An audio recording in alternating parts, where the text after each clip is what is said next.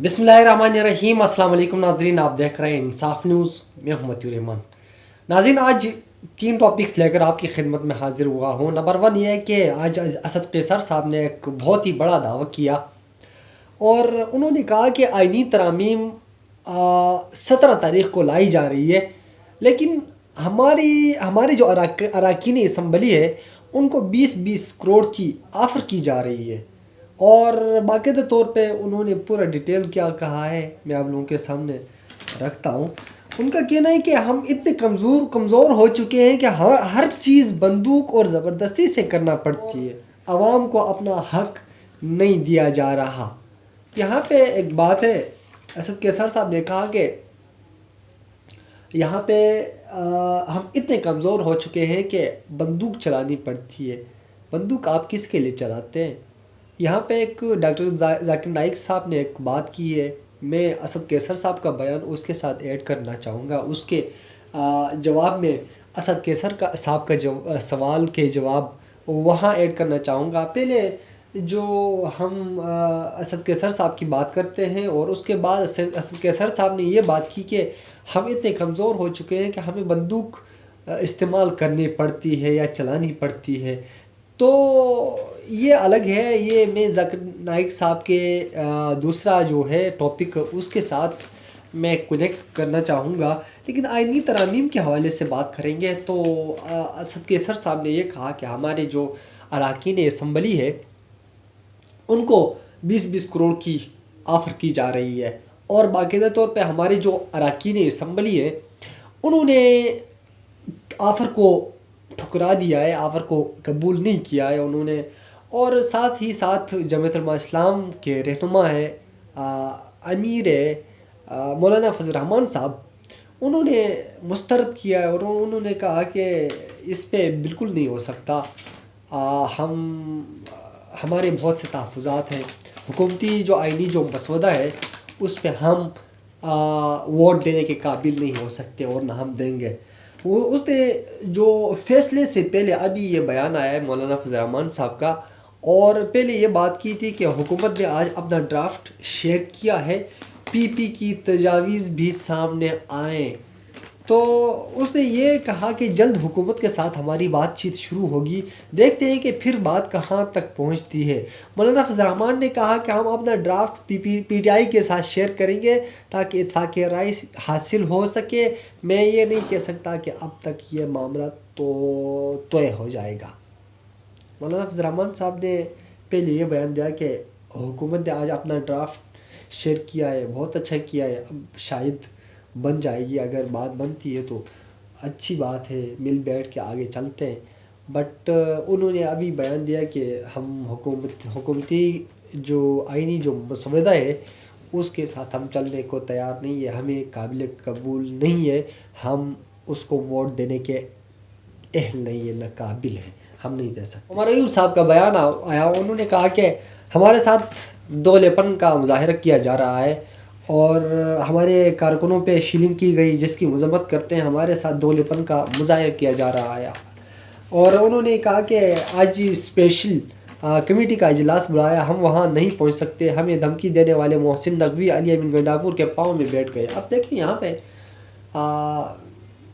बात को घुमा रहे हैं और जो मामलात तय पाने की कोशिश हो रहे हैं, मामलात हम सुलझाने की कोशिश कर रहे हैं। दूसरे जो लोग हैं बीच में, जो कोई भी है, वो शख्स, वो लोग जो इस जितने भी मामलात हैं उन मामलात को सुलझाने की कोशिश कर रहे हैं और बीच में ऐसे लोग ऐसे बयानात देते हैं कि बंदा फिर से यू टर्न लेके उसी जगह पे आ जाता है कि हाँ ये बात आपकी ठीक है। अब क्या करें आप?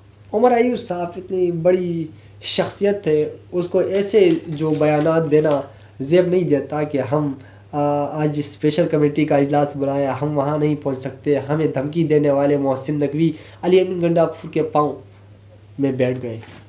अब अली अमीन गंडापुर के पाँव में नहीं पड़े जनाब, यह आपकी गलतफहमी है। मोहसिन नकवी को भी अली अमीन गंडापुर ने ख़ुद कॉल की थी, मोहसिन नकवी को अली अमीन गंडापुर ने ख़ुद कॉल की थी और गवर्नर के फैसल करीम कुंडी है, उनको भी गवर्नर ने ख़ुद कॉल की थी।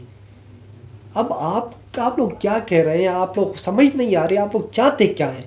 مجھے خود اس بات پہ سمجھ نہیں آ رہا ہے کہ آپ لوگ بار بار ایسے بیانات کیوں دیتے ہیں کہ محسن نقوی کل والا پنجاب کا وزیر اعلیٰ آج وفاق میں وزیر داخلہ بن گیا. آپ لوگ ایسے بیانات کیوں دیتے ہیں؟ میں خود اس بات پہ حیران ہوں. آپ لوگ چاہتے کیا ہے کہ آپ ہم مسئلے کا سلوشن نکالنا چاہتے ہیں، ہم معاملات کو سلجھانے کی کوشش کرتے ہیں، اور آپ لوگ بیچ میں آگ لگانے کی کوشش کرتے ہیں. آپ لوگ نہیں چاہتے کہ پاکستان میں پرامن ماحول پیدا ہو. آپ لوگ نہیں چاہتے ہیں کہ پاکستان ترقی کرے. آپ لوگ نہیں چاہتے ہیں کہ پاکستان کے عوام کو روزگار ملے. آپ لوگ نہیں چاہتے کہ پاکستان کی عوام خوشحالی سے زندگی بسر کر سکے. آپ لوگ چاہتے کیا ہیں؟ مجھے یہ بتائیں. اگر آپ لوگ جو کچھ چاہتے ہیں تو وہ سامنے تو رکھیں. جو کچھ آپ لوگ چاہتے ہیں وہ سامنے رکھیں، وہ لے کر آئیں کہ ہمیں یہ چاہیے. ہمارے 25 نکات ہیں، 12 نکات ہیں، 2 نکات ہیں، 5 نکات ہیں، 6 نکات ہیں، جتنے بھی ہیں لے کر آئیں. سامنے بیٹھے، مذاکرات کے لیے بیٹھیں. جس طرح علی امین گنڈاپور صاحب نے کل جتنے بھی رہنما ہیں ان کو کال کی، ان کو کالز وغیرہ کر کے مذاکرات کے لیے بیٹھے ہوئے ہیں. اچھا اقدام ہے. میں نے کل بھی اس کو سراہا یا آج بھی سراہتا ہوں پھر سے. بٹ آپ لوگ، عمر ایوب صاحب، آپ پھر سے بیچ میں آگ لگانے کی کوشش کر رہے ہیں کہ محسن نقوی علی امین گنڈاپور کے پاؤں پکڑنے لگے ہیں. آپ لوگ پھر سے کیا کر رہے ہیں؟ عمر ایوب صاحب، آپ بیچ میں آگ لگانے کی کوشش کر رہے ہیں کہ محسن نقوی علی امین گنڈاپور کے پاؤں پڑنے لگے. یہ اس کا کیا مطلب ہوا؟ سمجھ نہیں آ رہی.